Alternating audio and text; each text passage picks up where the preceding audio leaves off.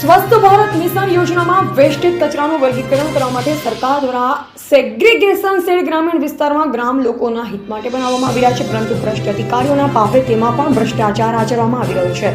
જેમાં પાટણ જિલ્લાના રાધનપુર તાલુકાના સાતુન ગામમાં ગ્રામજનોના હિત માટે સરકારી દ્વારા વેસ્ટેજ કચરાનું વર્ગીકરણ કરવા માટે સેગ્રીગેશન શેડ મંજૂર કરવામાં આવ્યો હતો, પરંતુ તેમાં તલાટી, સરપંચ અને અધિકારીઓની મિલીભગતથી સેગ્રીગેશન શેડ ગામમાં કે સરકારી જમીન પર નહીં પણ કોઈક સંસ્થાની જમીન પર સેગ્રીગેશન શેડ બનાવી નાખવામાં આવ્યો છે, જે કેટલું વ્યાજબી છે તેવા ગંભીર સવાલો ઉઠવા પામ્યા છે। ત્યારે સંસ્થાની જમીન પર સરકારી ગ્રાન્ટનો ઉપયોગ થાય કે નહીં તે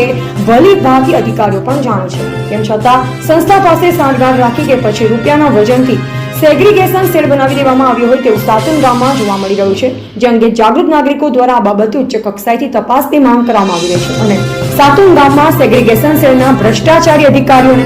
જેલ હવાલે કરવામાં આવ્યો તેવી લોક માંગ ઉઠવા પામી છે।